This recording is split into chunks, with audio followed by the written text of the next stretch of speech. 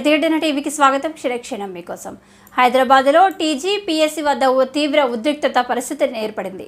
పోస్టులు పెంచాలని డిమాండ్ చేస్తూ ఏబీవీపీ నాయకులు నాంపల్లిలోని టీజీపీఎస్సీ కార్యాలయాన్ని ఈరోజు ముట్టడించారు. ప్రభుత్వానికి వ్యతిరేకంగా పెద్దపేటలో నినాదాలు చేశారు. గ్రూప్ 2, 3 పోస్టులను పెంచాలని డిమాండ్ చేశారు. టీచర్ పోస్టుల సంఖ్యను పెంచి మెగా డిఎస్సీ నిర్వహించాలన్నారు. గ్రూప్ 1 మెయిన్స్కి 1:100 పిలవాలని డిమాండ్ చేశారు. ఉద్యోగాల సంఖ్య పెంచే వరకు ఉద్యమిస్తామని ఏబీవీపీ కార్యదర్శి ఝాన్సీ స్పష్టం చేశారు. ఉద్యోగాలు భర్తీ చేస్తామని రేవంత్ రెడ్డి హామీ ఇచ్చి మోసం చేశారని ఆగ్రహం వ్యక్తం చేశారు.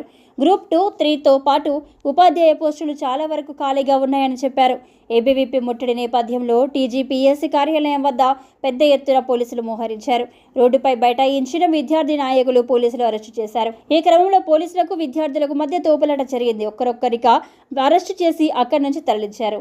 కాగా నిరుద్యోగుల సమస్యలు పరిష్కరించాలన్న డిమాండ్తో గత 9 రోజులుగా గాంధీ దవాఖానాలో ఆమరణ నిరాహార దీక్ష చేస్తున్న తెలంగాణ నిరుద్యోగ జేఏసీ చైర్మన్ మోతీలాల్ నాయక్ దీక్ష విరమించారు. నిరుద్యోగుల డిమాండ్ల కోసం గత 9 రోజులుగా దీక్ష చేస్తున్నానని మోతీలాల్ నాయక్ చెప్పారు. కేసీఆర్ 9 రోజులు దీక్ష చేస్తే రాష్ట్రం వచ్చింది, కానీ తాను దీక్ష చేస్తే ఒక్క ఉద్యోగం కూడా పెరగలేదన్నారు. నా ఫోన్ లాక్కొని ఎవరితోనూ మాట్లాడనీయడం లేదు. డిఎస్సీ రద్దు చేసి మెగా డిఎస్సీ నోటిఫికేషన్ వేయాలి. రేపటి నుంచి మా సత్తా ఏంటో చూపిస్తామని 50,000 ఉద్యోగాలు ఇచ్చే వరకు ఉద్యమాన్ని తీవ్రం చేస్తామన్నారు. ప్రభుత్వ జీవోలు విడుదల చేసే వరకు ఉద్యమిస్తామని చెప్పారు.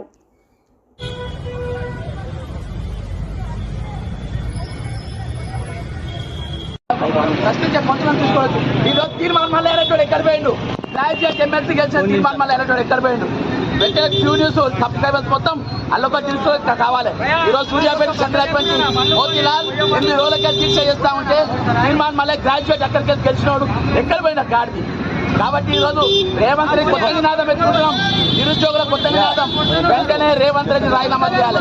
ముఖ్యమంత్రిగా ఉండడానికి ఒక్క నిమిషం కూడా అర్హత లేదు. ముఖ్యమంత్రిగా ఉండడానికి ఒక్క నిమిషం కూడా మాట్లాడడానికి వీల్లేదు. ఈరోజు నిరుద్యోగ